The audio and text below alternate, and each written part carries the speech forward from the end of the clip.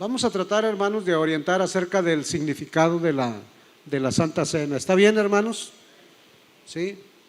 Lo primero que debemos de decir, hermanos, como una forma de introducirnos, que es totalmente diferente, hermanos, a la Eucaristía católica. La Santa Cena es totalmente diferente a la Eucaristía católica. Incluso, hermanos, es diferente a la fórmula pascual con la que se le instruyó al pueblo de Israel.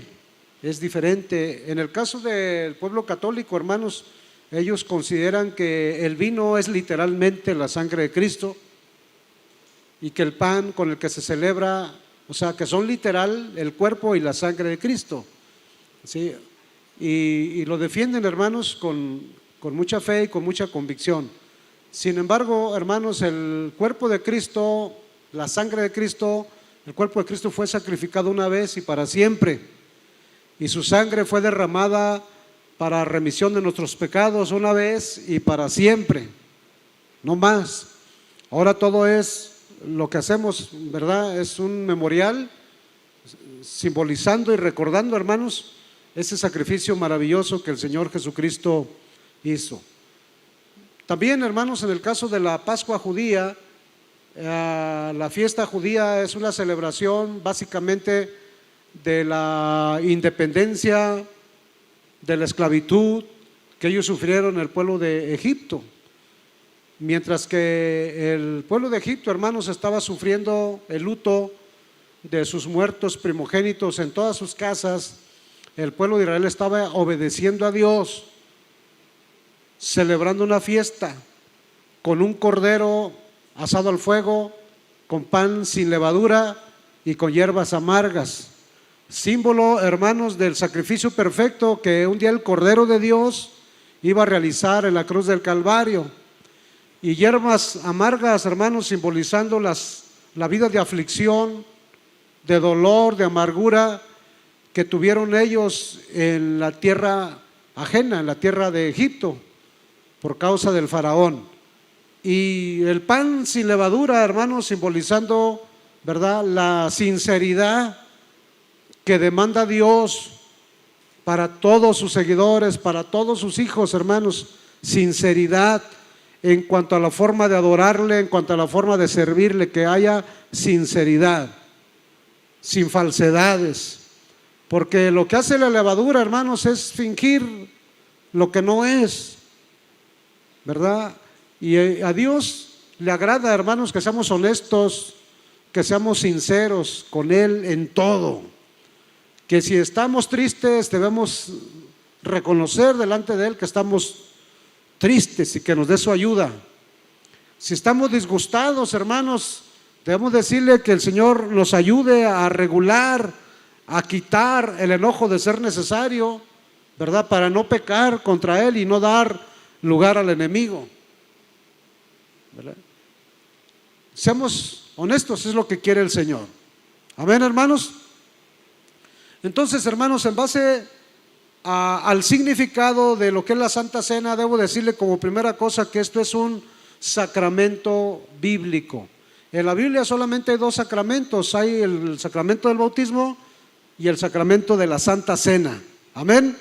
Y un sacramento es un mandato, es una ordenanza de parte del Señor, porque un sacramento es una ceremonia que Cristo practicó personalmente y que además la ordena, o sea, la instituyó para todos sus seguidores, ¿verdad? Él, ¿verdad?, antes de ir a la cruz, celebró, ¿verdad?, la cena, la última cena con sus discípulos, ¿verdad?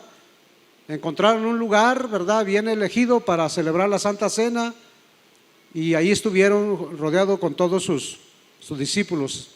Y, hermanos, este sacramento es lo que sustituye en el cristianismo, hermanos, la fiesta pascual, ¿verdad?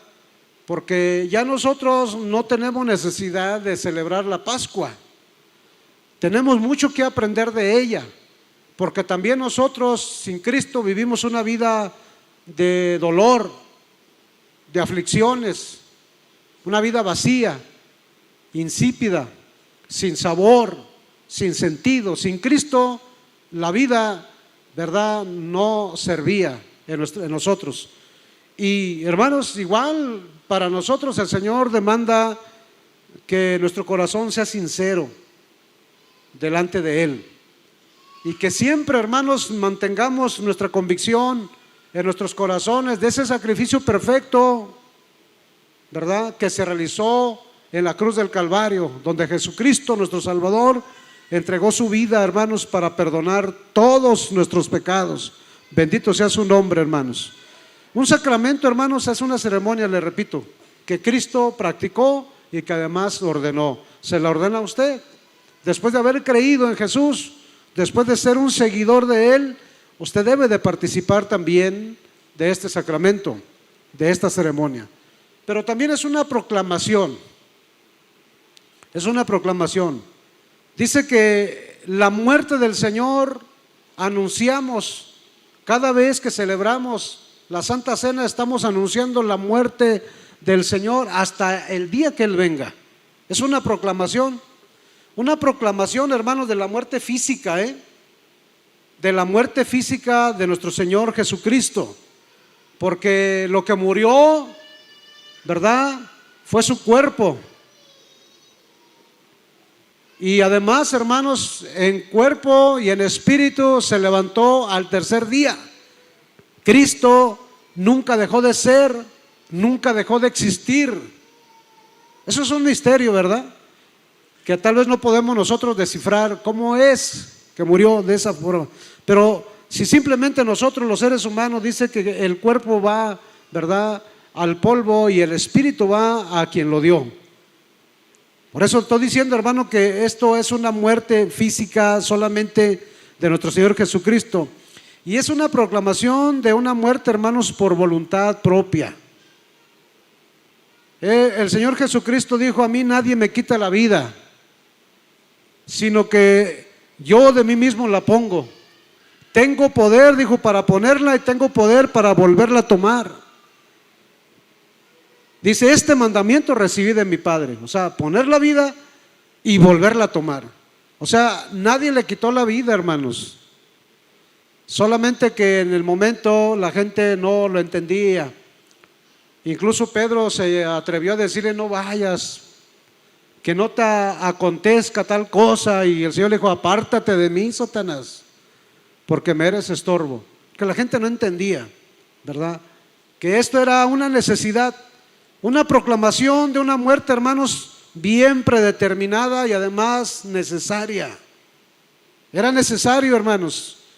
Marcos 8:31 dice: y comenzó a enseñarles que le era necesario al Hijo del Hombre padecer mucho y ser desechado por los ancianos, por los principales sacerdotes y por los escribas, y además ser muerto.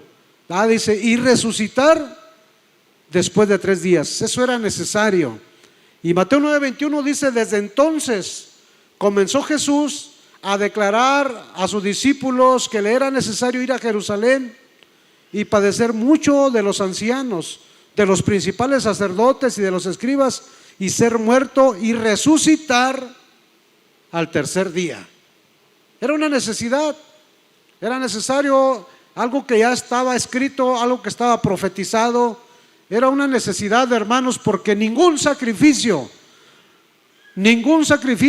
que se pudiera realizar en este mundo, hermanos, iba a ser suficiente ni siquiera para cubrir el pecado de la humanidad. Se necesitaba, hermanos, un cordero sin defecto, sin mancha, un cordero perfecto, un sacrificio perfecto, un sacrificio puro. Y solamente el Señor Jesucristo, hermanos, dice la Biblia que como oveja, como cordero fue llevado al matadero, y como oveja delante de sus trasquiladores se enmudeció y no abrió su boca, porque era el Cordero de Dios, que por necesidad, hermanos, de toda la humanidad, por su necesidad, por la necesidad de su propio perdón, de su salvación, es que Jesús necesitó ir a morir en la cruz del Calvario. Fue una necesidad. Ahora ya usted no tiene que morir, aunque la Biblia dice que la paga del pecado es muerte. Pero dice: pero el regalo de Dios es vida eterna en Cristo Jesús. Ese es el regalo. Lamentablemente, hermanos, mucha gente no lo ha querido tomar, no lo ha querido aceptar, aunque sabe que es suyo, que el regalo del perdón, que el regalo de la salvación está pagado por el Señor Jesucristo en la cruz del Calvario. ¿Cuánta y cuánta gente sigue rechazando ese sacrificio? Sí, solamente lo cree en su mente, pero no lo recibe para su propio beneficio.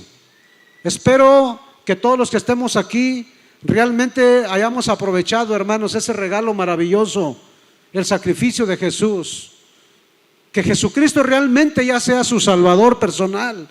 Que no diga Jesús es el Salvador del mundo, que pueda decir personalmente Jesús es mi Salvador. Que no tenga que decir Jesús es el que perdona los pecados del mundo, que pueda decir Jesús perdonó mis pecados, ha perdonado mis pecados, ¿verdad? Pero además de ser una proclamación, también es una confrontación. Esto de la Santa Cena es una confrontación. El versículo 28 que leímos dice: por tanto, pruébese cada uno a sí mismo y coma así el pan y beba de la copa. Porque el que come y bebe indignamente sin discernir el cuerpo del Señor, juicio come y bebe para sí. Dice: por lo cual hay muchos enfermos y debilitados entre vosotros, y además muchos duermen. Sí. Quiero que note muy bien, hermanos, el versículo 28. Por tanto, pruébese cada uno a sí mismo, y dice, y no coma ni beba. No dice así. Por tanto, pruébese cada uno a sí mismo y coma así el pan y beba de la copa. Una vez que la persona se confronta con su condición a través de la palabra, hermanos, debe de tomar una sabia determinación. Porque yo les decía, hermanos, que esta no es una iglesia que se caracteriza por tener esta celebración comúnmente. En otros lugares sí, incluso también la ceremonia de lavamiento de pies. Y está bien, se me hacen actos muy bonitos, muy solemnes, sobre todo, hermanos, cuando en ello están revestidos de una completa sinceridad. Eso es muy bonito. Pero yo tengo siempre el pendiente, a lo mejor estoy mal, no lo sé, de que esto se convierta, hermanos, en una monotonía y en una costumbre solamente, y no le demos la importancia que merece. Por eso es que no lo hacemos tan seguido. Y hermanos, pensando en esto, es que mucha gente, a lo mejor por eso es que hoy algunos no vinieron, porque anunciamos desde la semana pasada que íbamos a celebrar. Pero no dice el texto, hermanos, que se analice, que se pruebe a sí mismo para que no participe. Eso no dice la Biblia. Sí. La gente cree, hermanos, que por el hecho de no participar, obviamente si no participa es que tuvo una confrontación y no le gustó lo que vio, lo que le exige la palabra, lo que le pide Dios. Y por eso en su mente tal vez piensan las personas: para no acarrear juicio sobre mi vida, mejor no participo. Ese es un error, porque el problema ahí sigue. El asunto no es probarnos, hermanos, para no participar. El asunto es probarnos por si hay alguna situación en nuestro corazón en contra de nuestros hermanos o en contra de algún semejante. Y no para que no participemos, sino para que corrijamos, para que perdonemos o que pidamos perdón. ¿Sí me escuchó? Para que perdonemos o para que pidamos perdón, para que corrijamos la situación. El apóstol Pablo, hermanos, antes de decir estas palabras, en el contexto dice: yo los puedo felicitar a ustedes, Corintios, de muchas cosas, pero de esto no los felicito. Porque cuando se reúnen para celebrar la Santa Cena, ¿verdad?, no lo hacen para celebrar la cena del Señor, sino para su propio deleite. Unos de ustedes están en abundancia con sus banquetes, otros están con hambre. Eso no es la cena del Señor, le dice. Por eso no los felicito. Lo que está diciendo el apóstol Pablo, hermanos, que había división, que había falta de unidad, que había falta de amor, que había falta de solidaridad, que había falta de comunión entre los hermanos. Y cuando hay falta de comunión, cuando hay falta de amor, hermanos, cuando no hay esa solidaridad, hermanos, entonces lo que puede haber es resentimiento, puede haber rencor, puede haber incluso odio y hay división contra alguien. Eso es lo que estaba pasando. En el caso de estas personas a los que Pablo amonesta, creo que lo que había era egoísmo, egocentrismo, porque eran gente pudiente, hermanos, que podían hacer banquetes mientras que otros no tenían que comer. No había igualdad, no había unidad, no había solidaridad. La gente estaba, hermanos, viviendo para sí. Y escúcheme, por favor, hermanos, estamos viviendo nosotros en ese tiempo donde no nos interesa qué suceda de aquí para allá. Mientras que yo esté bien, mientras que a mí no me pase nada, no hay problema. Usted lo sabe, hermanos, hay gente que se muere en las calles sin que nadie le auxilie. Hay gente, hermanos, que sufre a solas, porque aunque la gente la vea, nadie le tiende la mano. Y es muy probable, hermanos, que pueda haber personas, incluso entre nosotros, que estén padeciendo situaciones, hermanos, solos, cuando podemos, hermanos, alivianar la carga entre todos, cuando, hermanos, entre todos, por nuestras oraciones, por nuestra participación, con nuestro apoyo, hermanos, podemos aligerarles la carga. Pudiera ser mucho mejor. Pero repito, hermanos, todos venimos al culto, nos sentamos, nos gozamos, nos alegramos, sentimos la presencia de Dios hermosamente, pero a veces ni siquiera al que está a nuestro lado saludamos. Aunque estamos en la sana distancia, podemos hacerlo con el puño. Hoy la hermana infringió el protocolo, la hermana que cantó en la mañana. Da la mano a tu hermana, no de la mano, puño. Porque no podemos ahorita, hermanos, todavía. Bueno, eso dicen, ¿verdad? A veces va uno con el puño, no, la mano, hermano, la mano, pues de una vez. Espero que haya traído gel, ¿no? Y si no, pues póngaselo luego. Sí. Hermanos, esa era la condición, hermanos, que estaba pasando. Por eso el apóstol Pablo dice, no los felicito, no los alabo por eso. Cuídese, examínese. Hoy le decía yo a mis alumnos, hermanos, que el sentido de la vida es ocupándola, acabándola, agotándola, sirviendo a los demás. Eso es lo que tiene realmente satisfacción. Pero hoy día, hermanos, todo el mundo vive para sí mismo. Nadie quiere hacer algo más. Eso es lamentable, hermanos. Eso es muy triste. Esta es una confrontación personal. No es, hermanos, esto es una confrontación personal. Cada uno dice, cada uno examínese, analícese, supervísese, cada uno. Es una confrontación, hermanos, a la falta de unidad, a la falta de fraternidad dentro de la iglesia. Usted sabe, hermano, no me va a dejar mentir. Usted elige con quién pasar una bonita tarde y los elige bien. Y normalmente, hermanos, elige personas con las que se va a sentir bien, con las que se va a sentir a gusto. ¿No es verdad eso? Entonces debemos de analizarnos, hermanos.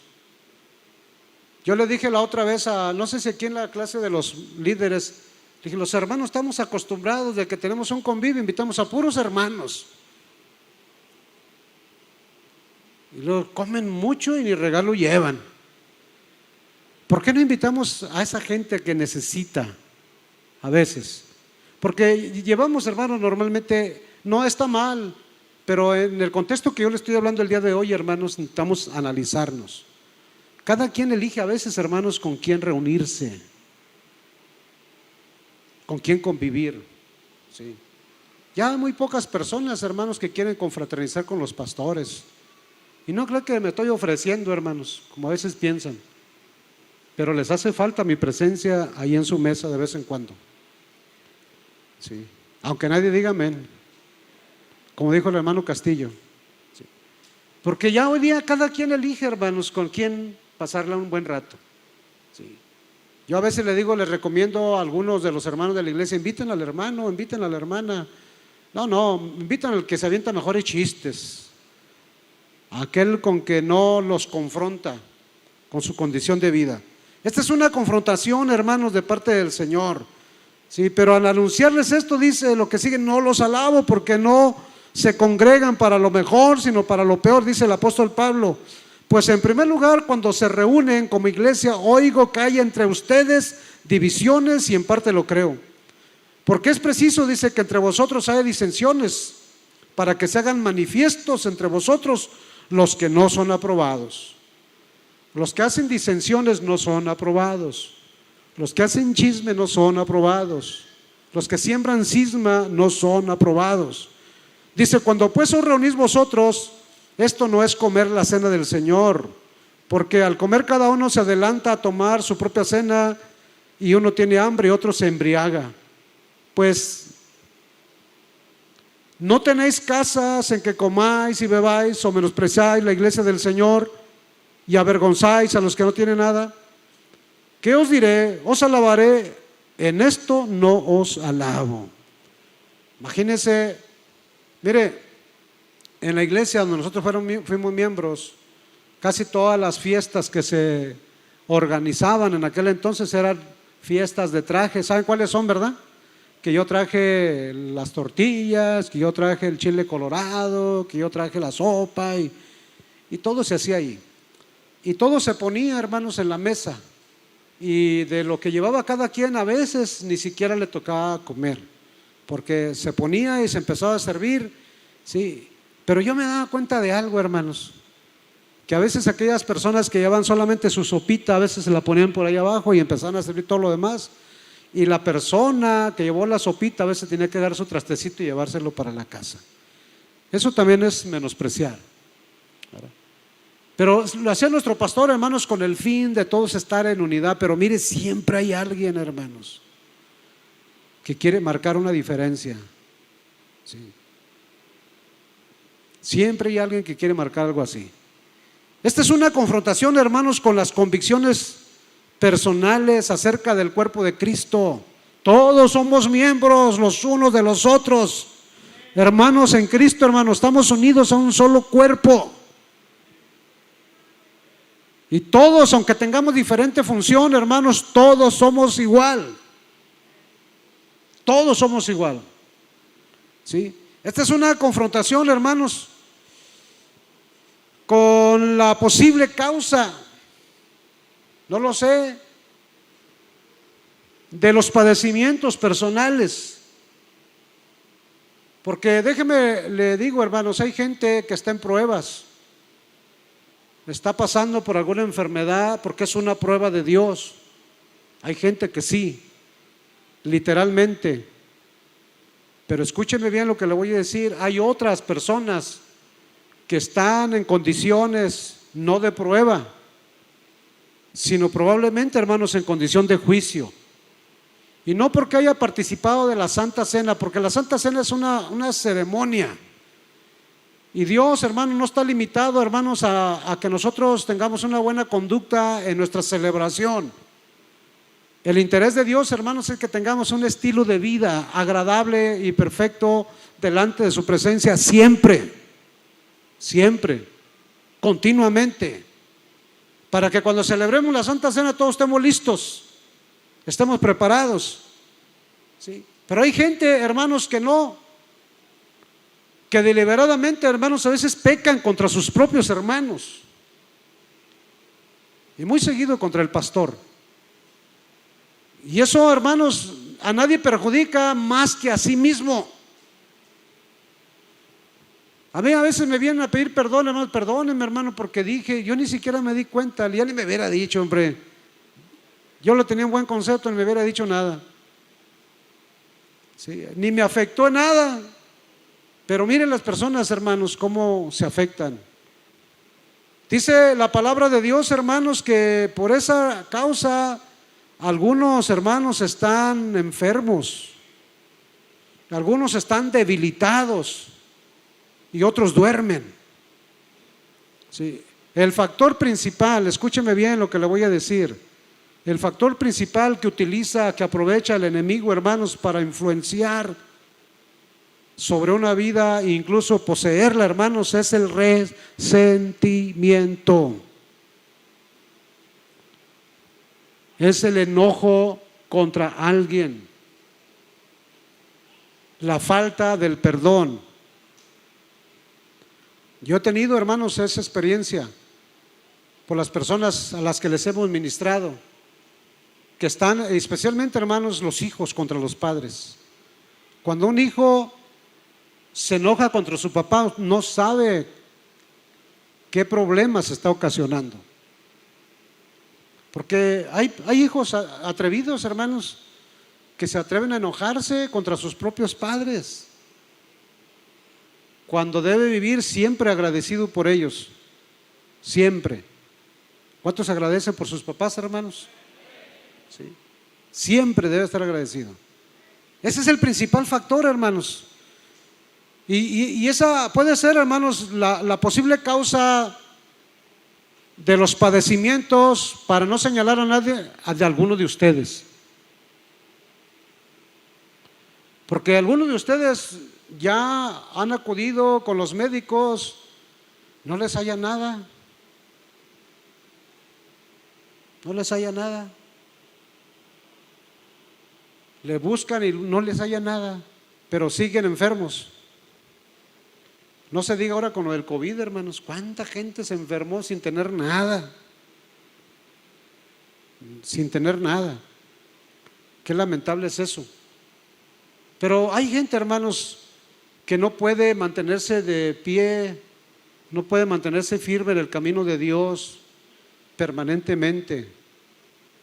Yo no digo, hermanos, que las pruebas, que las luchas, que los ataques del enemigo no lo hagan de repente tambalearse, desequilibrarse un poco, pero no caerse, hermano, o caerse y quedarse tirado.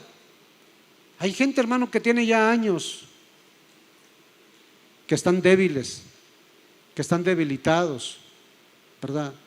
Es muy probable, hermano, que sea esa la causa. Y espérese que no termine ahí. Se va a enfermar y también se va a morir. Porque dice que algunos se debilitan, otros se enferman y otros, ¿qué cosa?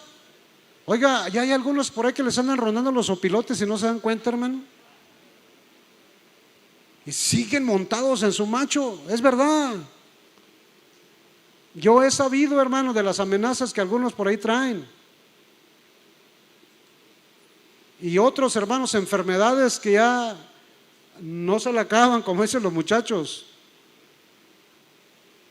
Que cuando no es una cosa es otra, hermanos. Pero siguen, hermanos, en su condición. Sí, siguen en su condición.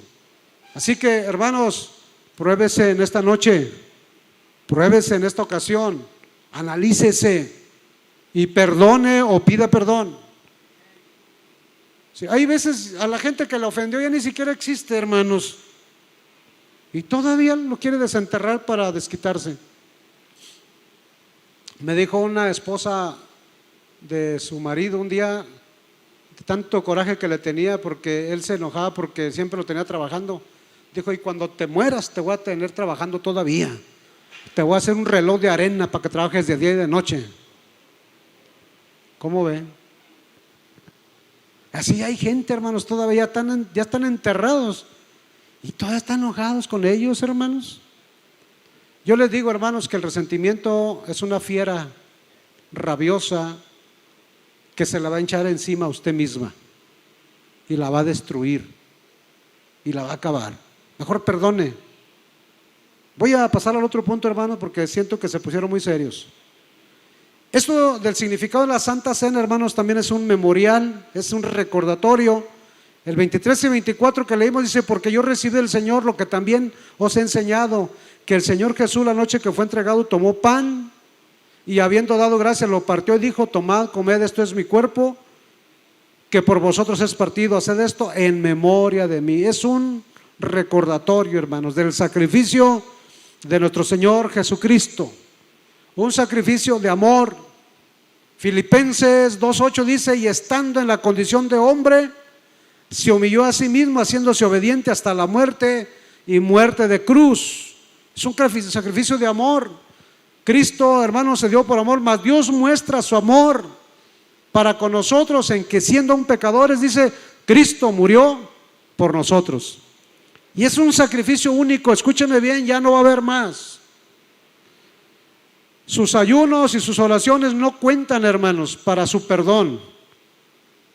Lo que cuenta, hermanos, es el creer en el sacrificio que Cristo realizó en la cruz del Calvario. Eso es lo que cuenta. Escuchaba un pastor decir, hermanos, que a veces estamos empeñados los pastores en las iglesias, hermanos, a que la gente cambie sus conductas, cuando eso no es tan importante para Dios, porque Dios lo que dice: dame, hijo mío, tu corazón y miren tus ojos por mis caminos. Es primero el corazón, es primero el arrepentimiento, es entregarle tu vida al Señor, y entonces podrás andar por sus caminos. Nadie puede andar en el camino de Dios sin entregarle a Cristo primero su corazón. Amén. Este es un sacrificio único. Hebreos 10:12 dice: pero Cristo, habiendo ofrecido una vez para siempre un solo sacrificio por los pecados, se ha sentado a la diestra de Dios. Un solo sacrificio, una sola vez y para siempre, ya no hay más. ¿Qué es lo que hay que hacer, hermanos, cuando fallamos? Venir a la cruz, a los pies de Cristo una vez más, y pedirle perdón. Siempre tenemos que venir, porque este es un sacrificio único y es un sacrificio perfecto, hermanos. Ya no hay necesidad de otro más. Es un sacrificio. No, Hebreos 9:11 dice: pero estando ya presente Cristo, sumo sacerdote de los bienes venideros, por el más amplio y más perfecto tabernáculo, no hecho de manos, es decir, no de esta creación, y no por la sangre de machos cabríos ni de becerros, sino por su propia sangre, entró una vez para siempre en el lugar santísimo, habiendo obtenido eterna redención. Solamente una vez, hermanos, solamente una vez. Este es un sacrificio, hermanos, de nuestro Señor Jesucristo, ¿sí? Nada más su sacrificio es lo que nos puede, hermanos, dar el perdón, y esto tenemos que recordarlo siempre, hermanos. El sacrificio de nuestro Señor Jesucristo, tenemos que recordar siempre su muerte, porque es con la que pagó todos nuestros pecados, hermanos. Isaías 53:5 dice: mas él herido fue por nuestras rebeliones, molido por nuestros pecados, el castigo de nuestra paz fue sobre él, dice, y por su llaga fuimos nosotros curados. Y 1 Corintios 15:3 dice: porque primeramente os he enseñado lo que asimismo recibí, que Cristo murió por nuestros pecados conforme a las Escrituras. Cristo murió por sus pecados, por todos sus pecados. Es un recordatorio, hermano, de su sacrificio, de su muerte, pero también de su victoria, porque Cristo venció la muerte, hermanos. Cristo no se quedó en la tumba. Amén. Evidentemente, hermanos, la afirmación de que Cristo ha vencido la muerte se refiere a su resurrección. Amén. El que estaba muerto ahora está vivo, dice Apocalipsis. El que está muerto ahora está vivo. Estas tres palabras, hermanos, cuando decimos Cristo venció la muerte, definen, hermanos, la diferencia más importante entre el cristianismo y todas las demás religiones que hay en el mundo, porque ningún otro líder, hermano, religioso predijo su propia muerte, mucho menos su resurrección, porque no es posible. Incluso deidades, hermanos, están ahí, sus restos mortales yacen en su tumba, pero Cristo, ¿verdad? Su tumba está vacía. Las mujeres recibieron el mensaje: no está aquí. El ángel del Señor le dijo: no está aquí, ha resucitado, porque Cristo se levantó. Y la victoria de Cristo, hermanos, sobre la muerte tiene consecuencias eternas para todos nosotros, hermanos. Esa es la buena noticia del Evangelio y radica, hermanos, en la victoria de Cristo sobre la muerte. Porque sin la resurrección de Jesús, hermanos, no habría Evangelio, no habría buenas nuevas. En realidad no habría ninguna esperanza, hermanos, para nosotros. Si Cristo no resucitó, dice la palabra, vuestra fe es vana y aún estáis en vuestros pecados. Pero no obstante, dice la palabra, Cristo ha resucitado. Y hermanos, como vencedores con Él, los cristianos, hermanos, hemos pasado también ya de muerte a vida. Porque dice la palabra, hermanos, que con Cristo somos más, ¿qué cosa? Más que vencedores. Con Cristo somos más que vencedores. Porque Cristo, hermanos, quitó la muerte y la sacó a la luz. Y sacó a la luz la vida. Quitó la inmortalidad, hermanos, por causa de su resurrección. Por causa de su muerte y de su resurrección. Cristo vive, hermanos. Eso tenemos que anunciarlo siempre. Tenemos un Cristo vivo. No tenemos un Cristo de mentiras, un Cristo crucificado, un Cristo, hermano, que se quedó en el madero o que se quedó en la tumba. Cristo se levantó y está a la diestra el día de hoy, a la diestra del Padre, intercediendo por todos nosotros.